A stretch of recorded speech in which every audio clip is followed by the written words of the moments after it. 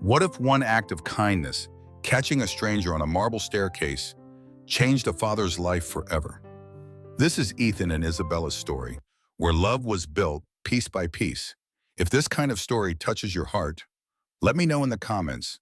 And don't forget to subscribe so you won't miss the next one. The sound of heels echoed against marble, quick and sharp, before slipping into something frantic. Ethan Cole had barely stepped into the grand lobby of the downtown Portland Tower when he saw her tumble forward, the glint of polished stairs waiting to punish her fall. Instinct overtook thought. He lunged, arms wrapping around her just in time. Their bodies collided against the wall with a thud that stole his breath but kept hers safe. For a heartbeat, silence held the air.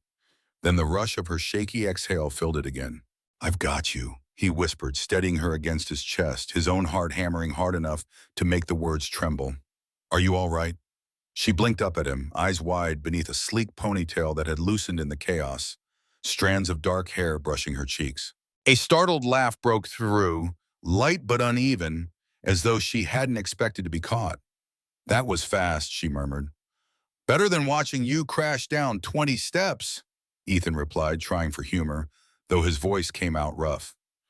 He helped her to her feet, wincing at the scrape burning across his forearm. She noticed immediately. "You're bleeding," she said, her tone half concern, half scolding. "It's nothing," he muttered, brushing it off. But his attention caught the way her ankle wobbled, the way she tested her balance before straightening her blazer with practiced composure. She was ready to move on, to reassemble her armor, as if almost dying on the stairs was merely a minor inconvenience. Before Ethan could say another word, a tall security guard hurried over, his voice urgent. "Miss Rowan, are you all right?" Ethan froze. "Miss Rowan?"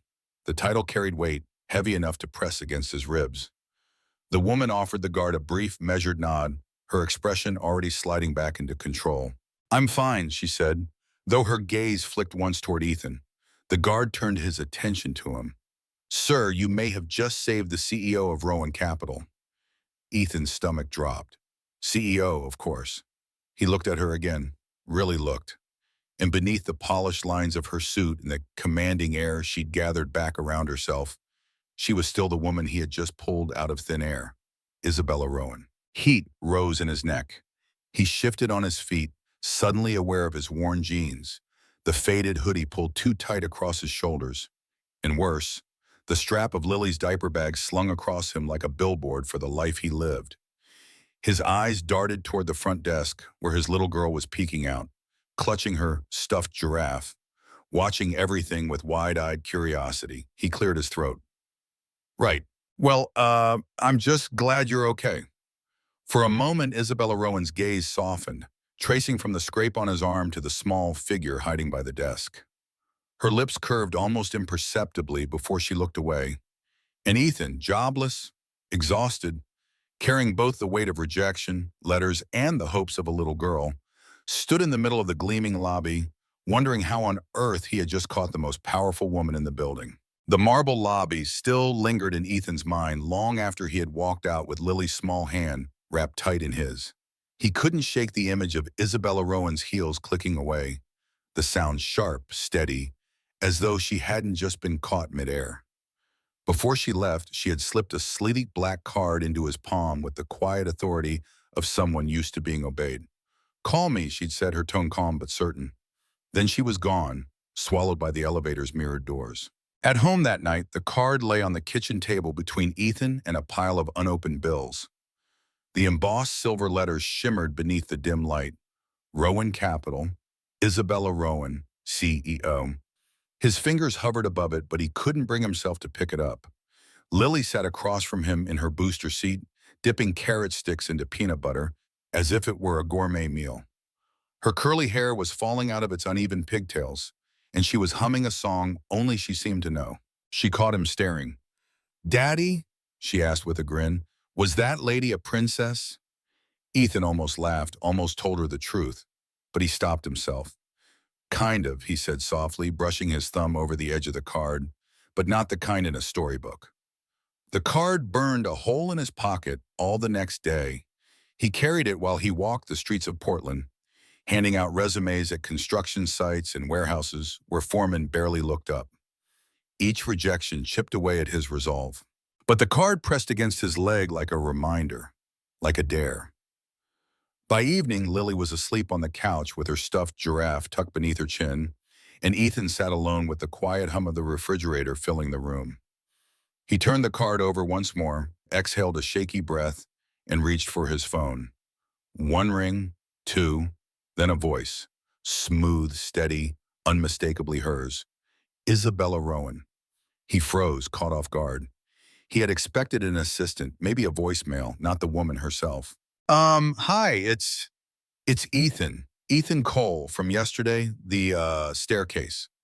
There was a pause, the kind that made him wonder if she even remembered. Then, warm and sure, she answered, I was hoping you'd call. His grip tightened on the phone. I wasn't sure if you meant it, giving me your card.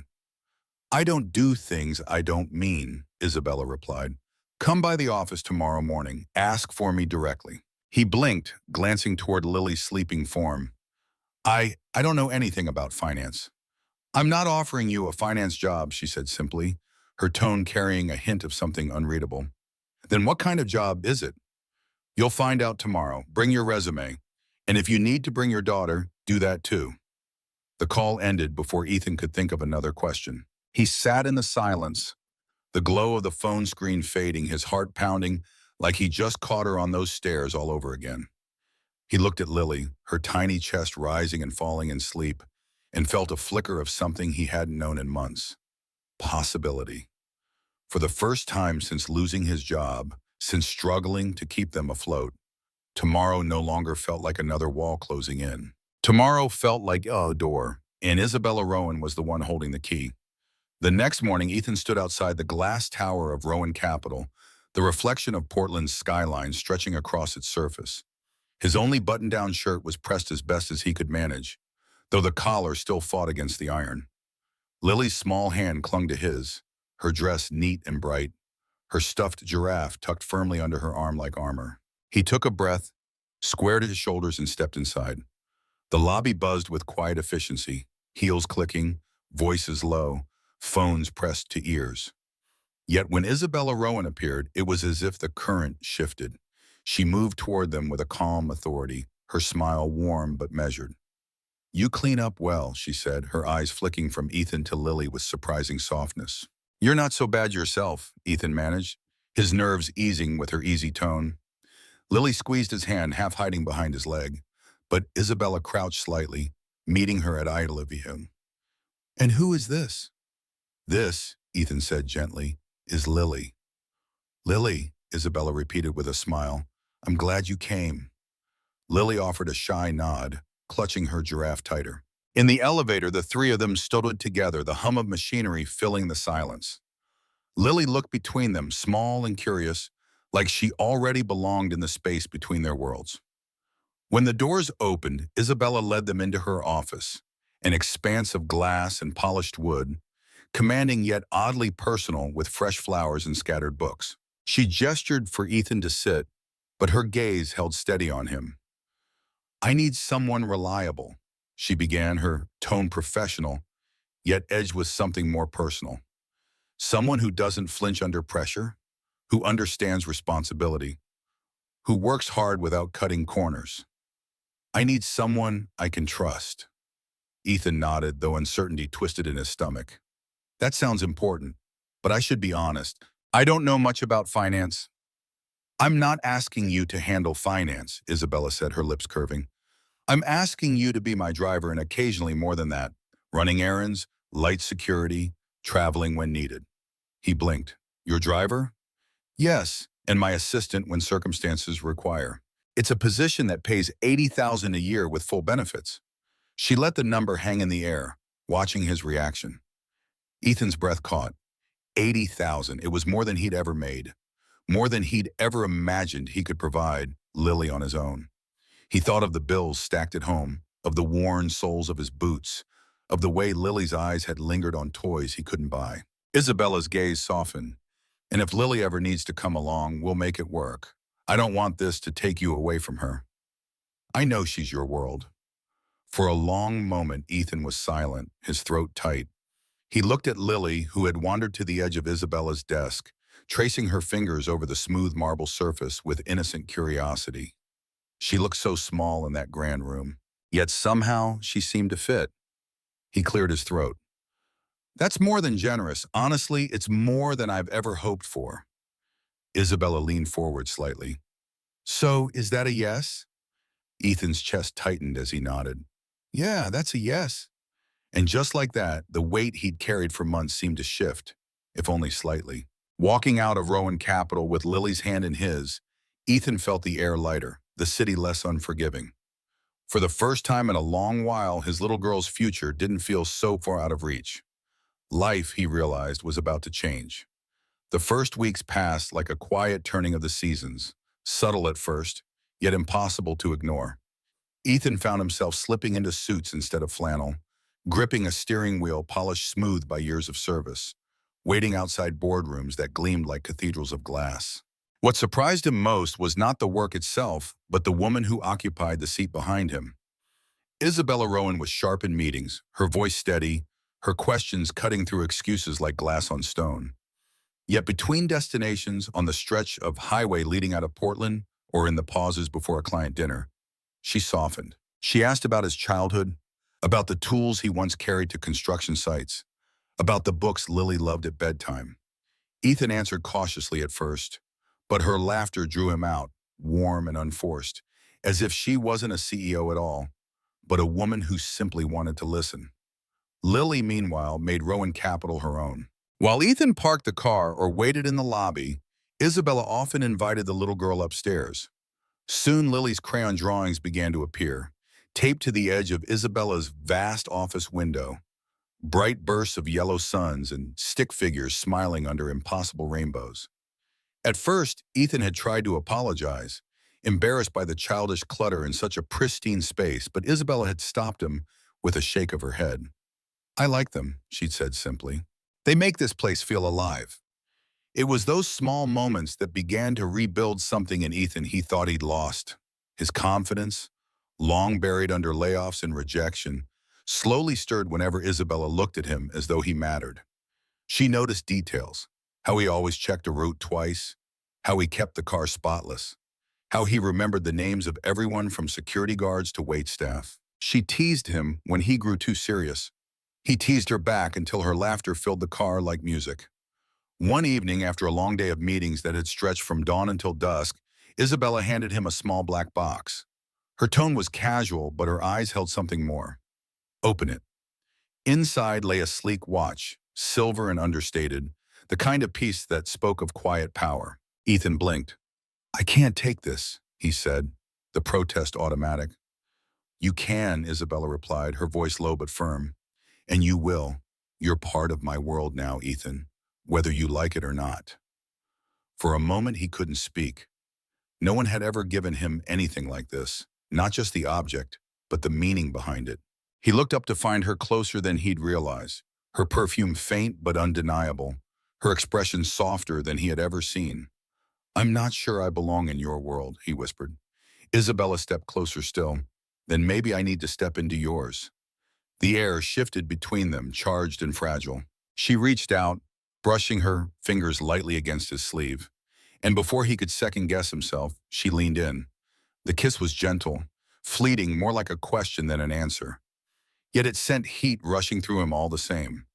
When she pulled back, her eyes shone with something unspoken. And Ethan, heart unsteady, realized this wasn't just about a job anymore. It was about two lives so different, yet slowly threading themselves together in ways neither of them had planned. The watch still felt unfamiliar on Ethan's wrist, a constant reminder of the shift in his life. When Isabella asked him to join her for an evening dinner with a circle of Portland's most powerful, he had assumed he'd be the driver that night, waiting by the curb in his suit. But when she stepped out of her office in a sleek black gown and said, "You're coming inside with me," he realized nothing about this evening would be simple. At the restaurant, chandeliers glowed like falling stars above polished tables. The room was thick with murmurs of old money and sharper ambition. Ethan hovered at her side, feeling the weight of eyes sizing him up, measuring the cut of his suit, the ease of his stance. But Isabella didn't flinch. She introduced him not as her driver, not even as her assistant, but simply as, "This is Ethan Cole."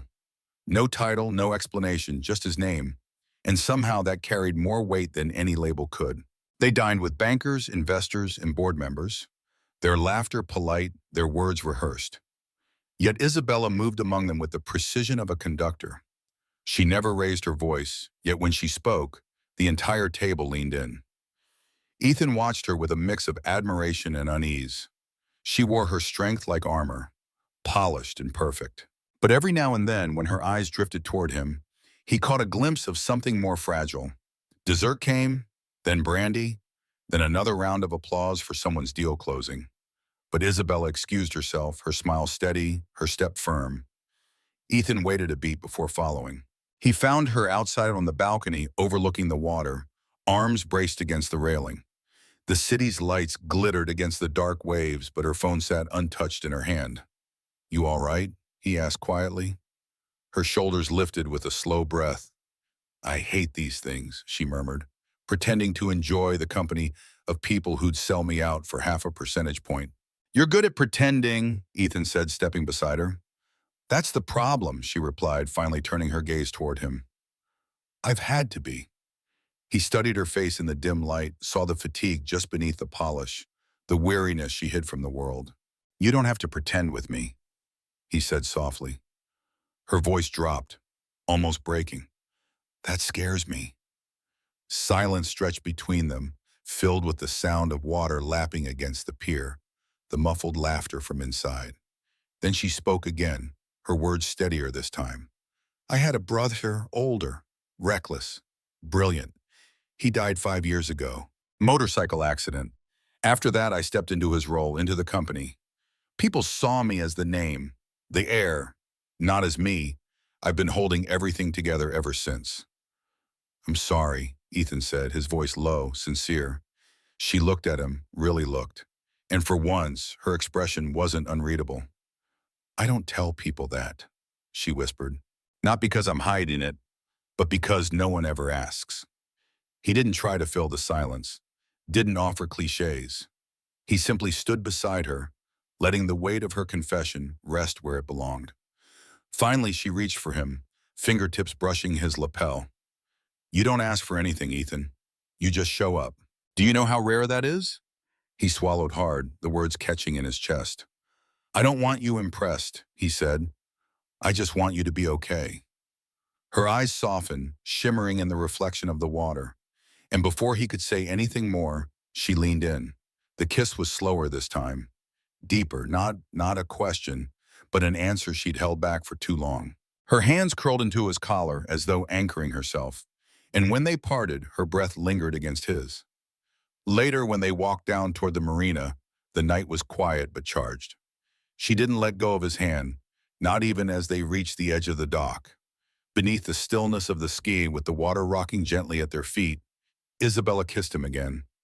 Longer, surer, like a woman finally stepping out from behind her own shadow. And for Ethan, it felt like the world had shifted once more. The morning after the dinner by the marina, Ethan opened his apartment door to find a suit bag neatly hung from the knob. The fabric was tailored, sharp, far beyond anything he had ever worn. Tucked into the pocket was a smaller envelope, his name written in elegant script. Inside, a card listed the address of a private school along with a simple note in Isabella's handwriting. "Enrollment slot open. Thought of Lily. I." Ethan stared at the words for a long time, the paper trembling slightly in his hands. The suit he could understand. She wanted him to fit in beside her.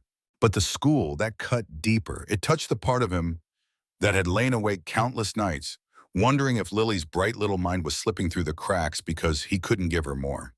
By the time he stood in Isabella's office that afternoon, the envelope was still tucked in his jacket. She stood by the tall window, sunlight glinting off the skyline behind her, her posture poised yet waiting. "You didn't have to do this," he said, voice rough. "I know," she replied evenly, her gaze steady on him. "That school is expensive, Isabella. And the suit? I'm not a project. I'm not some charity case for you to fix." Her expression softened, but she didn't look away. "You're not a case," she said firmly. "You're a choice from our own." She stepped closer, her voice lower now, more personal. I don't break things, Ethan. I build them. That's who I am, and I want to build something that lasts with you, with Lily. For a moment, he didn't trust himself to speak. The words settled, heavy and unfamiliar in his chest.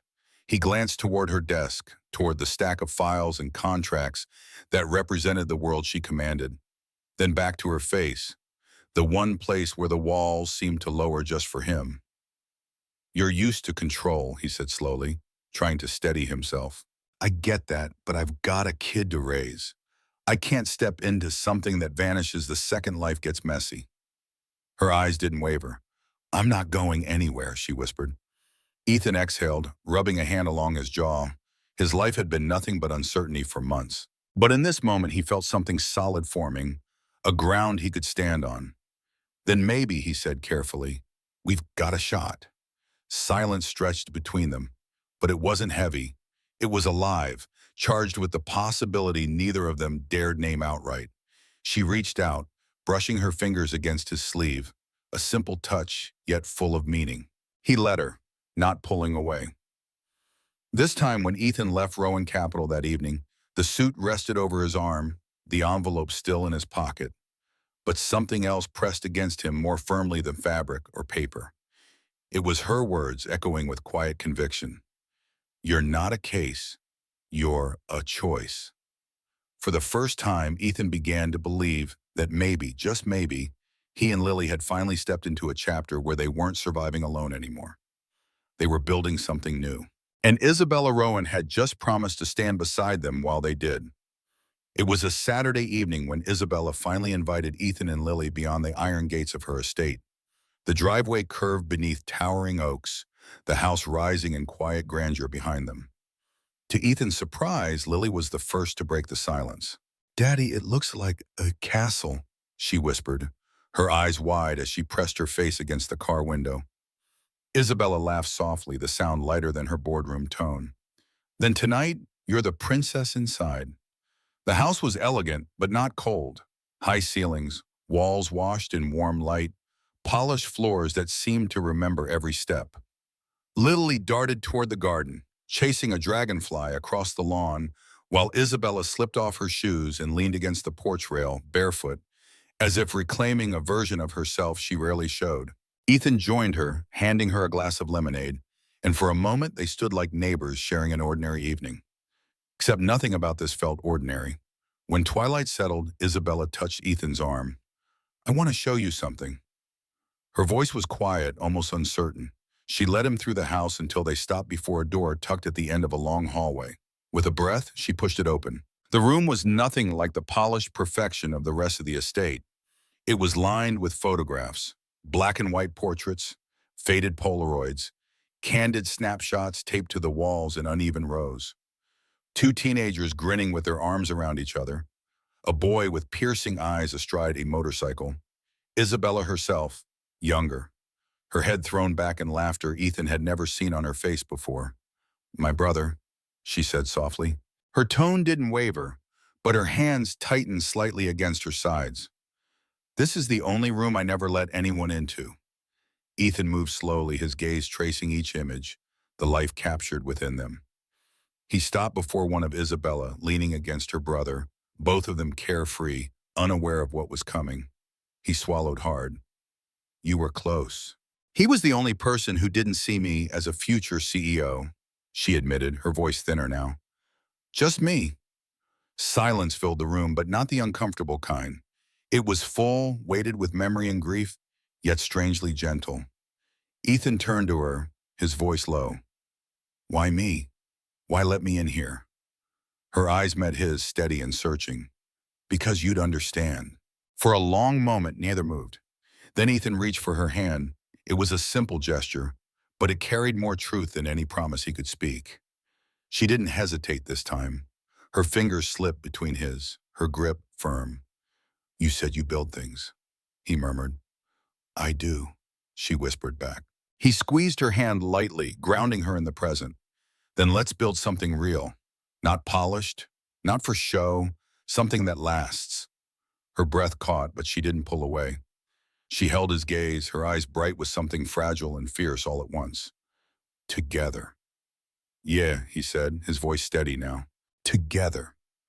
When they left the room, Isabella closed the door softly behind her, but the promise they carried out with them was louder than anything the house had ever held. And as Lily ran into Isabella's arms, giggling about fireflies, Ethan realized this wasn't just Isabella sharing her past. It was her offering him a future. The rain was soft that evening, falling in thin shades against the city streets. When Isabella asked Ethan and Lily to meet her at a gallery on the quiet side of Portland, from the outside, it looked unremarkable. A brick building with tall windows glowing amber against the night. But when she unlocked the door and let them in, Ethan understood this was no ordinary gallery. The space was hushed, almost reverent. Sculptures rose like frozen music from polished floors. Canvases stretched across walls, colors blooming in ways that felt alive. Lily's eyes widened as she spun slowly in the center of the room. "It looks like a spaceship," she whispered, staring up at a spiral of brushed steel that seemed to reach for the ceiling. Isabella knelt beside her, her voice softer than Ethan had ever heard it. "That one's called Ascent. It's about not letting gravity win." "Is gravity bad?" Lily asked, tilting her head. "Only when it tries to keep you from flying." Ethan watched the exchange, his chest tightening. This wasn't the CEO he'd driven to board meetings and gala dinners. This was Isabella Rowan, unguarded, letting the part of herself she kept hidden breathe. He noticed the plaques beneath the pieces. Most bore names he didn't recognize, but one caught his eye, the word Rowan, etched delicately into the metal. He turned to her slowly. "These are yours." She stood, brushing her palms along her coat, her expression unreadable. "Not anymore," she said. "I only ever show them here, quietly. No press, no investors. Just me." "Why?" "Because these belong to me. Not to shareholders, not to a boardroom, just mine." Her voice faltered for a moment, then steadied again. "I've been thinking about stepping back, not leaving completely, but letting someone else take the weight. I want—" She hesitated as though the word itself was dangerous. "Freedom." They left the gallery later under a single umbrella. And Lily asleep against Ethan's shoulder before they even reached the car. As the city lights blurred through raindrops on the windshield, Isabella adjusted the radio to a soft jazz station. Her voice broke the quiet. "I've been thinking about starting something new, a foundation."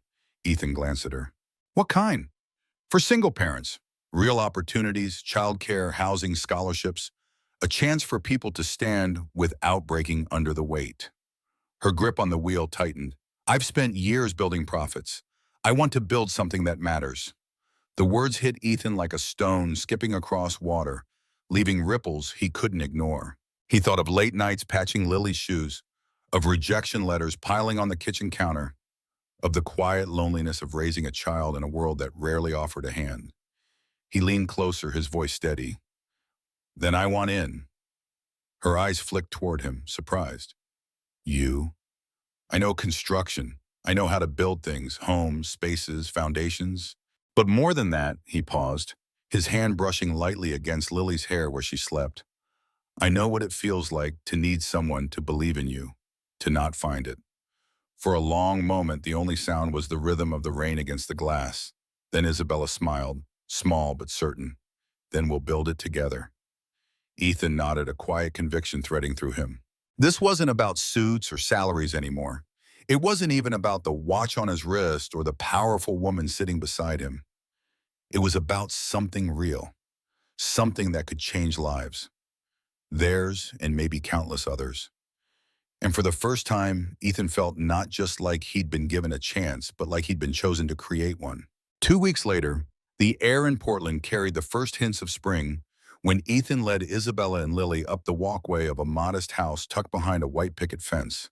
The place wasn't grand, not like her estate, but sunlight spilled across its wide porch. In a small studio with tall windows stood at the back, waiting. Ethan reached into his pocket, pulling out a small velvet box. Inside, nestled on dark fabric, was a single silver key. The letters ELR were engraved along the shaft. Oyat. Ethan, Lily, Rowan. Isabella blinked, her lips parting slightly. You bought this? Ethan smiled, a little nervous. 3 bedrooms, a yard for Lily, and a studio for the art you're going to start making again. It's not an estate, but it's ours if you want it. Her laughter came out sharp and surprised, then softened into something free. She closed the box, holding it to her chest. You remembered? I remember everything, he said simply. That same week, the paperwork for the foundation went through. Rowan Foundation for Single Parents was officially registered, and the first center was scheduled to open in 3 months. Ethan had helped choose the building, sketching designs on napkins late at night, while Isabella drafted budgets by hand. It was work, but it never felt like a burden. It felt like a beginning. At home, Lily had claimed the living room wall with her drawings, bright stick figures, bold colors. One afternoon, she proudly held up her newest picture. 3 figures stood beneath a yellow sun. One had a braid, one had short hair, the smallest wore a crooked crown. That's me, Lily explained with absolute certainty. I'm the queen, Daddy's the knight, and Mommy's the princess. Ethan froze, the word hanging in the air. Isabella's breath caught, her hand instinctively reaching out. Mommy, she whispered. Lily nodded as if it were the most obvious thing in the world. You live here. You hug me. That makes you Mommy. For once, Isabella didn't search for the perfect reply. She just pulled Lily into her arms, holding her tight. Then it definitely counts, she said, her voice catching. Ethan's chest ached with something bigger than gratitude. It was belonging. That night, after Lily was asleep with her giraffe tucked under her arm, Ethan and Isabella sat on the balcony, wrapped in a knit blanket. The city lights flickered beyond the trees, distant but steady. She leaned her head on his shoulder, quiet for a long while. Finally, she whispered, I've been thinking about showing my work again. Nothing big, just a small gallery show. Pieces that matter to me. He turned toward her, brushing a strand of hair from her face. Do it. You really think anyone would care? I would, he said, his voice firm, and that's enough. Her smile was faint, but her eyes glowed. You're biased. I'm in love with you, he murmured. That's different. She stilled, then tilted her face toward his, her lips brushing against his, with a gentleness that carried more promise than urgency. Say it again, she whispered. I'm in love with you. The kiss deepened, slow and certain, like 2 people who had finally stopped running and found home. In that quiet space, under the blanket, under the stars, Isabella Rowan wasn't a CEO, and Ethan Cole wasn't just a single father. They were something new, something they had built together, and for the first time it felt unshakably real. The garden glowed under a canopy of fairy lights, their soft shimmer weaving between the branches as if the stars themselves had descended to bless the evening. Friends gathered in small clusters, laughter and quiet conversation floating through the warm Portland air. At the front row, Mrs. Finley dabbed her eyes beside Isabella's longtime assistant, both smiling through tears. The aisle was simple, lined with mason jars of wildflowers, but to Ethan, it felt like a cathedral. Then came the sound that made his chest ache with pride. Lily's tiny steps, careful and precise, as she scattered petals from her wicker basket. She wore a crown of daisies, her curls tumbling loose, her little face radiant with the seriousness of her task. When she reached the end, she turned back, gave them both a grin so wide the entire crowd laughed. Ethan's breath caught when Isabella stepped out from behind the arbor. She wasn't dressed in a gown meant to impress, but in a tailored ivory suit that gleamed softly beneath the lights. Her hair was pulled back, her makeup understated, her eyes steady. She carried nothing but her own conviction. When she reached him, she didn't wait for the officiant to speak. She took his hand, holding it firmly, her voice clear. I promise to choose you, Ethan Cole. Every morning and every night, no matter what storms come, no matter what the world says, I will choose you. His throat tightened as he met her gaze. And I promise to be yours, fully, without holding anything back. Not ever. They didn't wait for permission.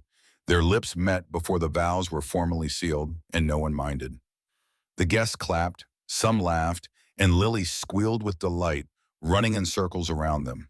For Ethan, the world narrowed to the feel of Isabella's hand in his, the taste of her promise, the certainty that he would never again have to face life alone. So, later, when the music quieted and the tables emptied, the three of them lay tangled on a blanket in the grass. The candles had burned low, and only the fairy lights remained, glowing faintly like fireflies overhead.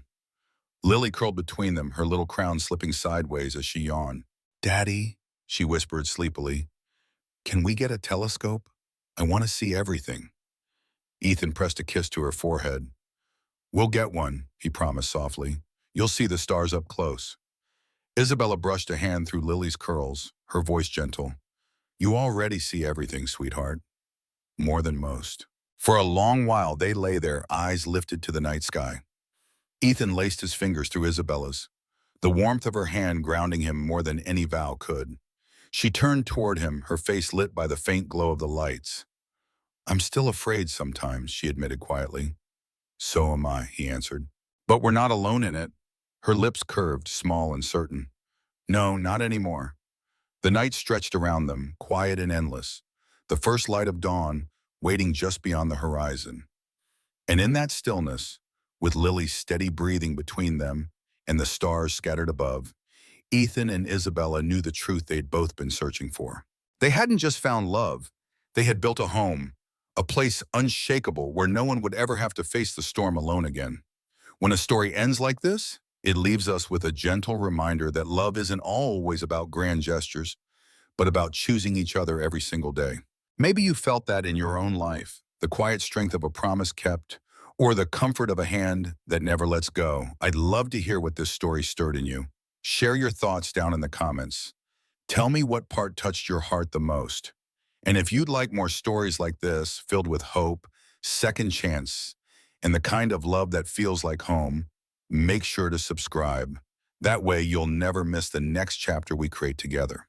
The story of Ethan Cole, Lily, and Isabella Rowan unveils a timeless lesson about the transformative power of kindness and the courage to embrace vulnerability. Ethan, a single father weighed down by rejection and financial strain, instinctively saves Isabella from a fall, an act that sparks a connection far beyond the moment. His selflessness, rooted in love for his daughter, reminds us that even in our darkest times, small acts of compassion can ripple outward, changing lives in ways we never expect. Isabella, a CEO cloaked in power, learns to shed her armor, revealing her grief and longing for connection through Ethan and Lily's warmth. Their journey shows that love and belonging are not found in titles or wealth, but in the quiet moments of trust, shared laughter, a child's drawing, a hand held through fear. Lily's innocent faith binds them, teaching us that a child's perspective can illuminate what adults often overlook: the beauty of choosing each other despite differences. This story urges us to act with kindness, to open our hearts to others' hidden struggles, and to build something real together. Let's reflect. When has a small act of kindness reshaped your path? How can we choose connection over isolation? Share your thoughts in the comments below. Tell us what moved you most, or a moment when kindness changed your life. If Ethan and Isabella's story stirred your heart, hit that subscribe button for more tales of hope, love, and second chances. Join our community, and let's inspire each other to create a world where no one faces the storm alone.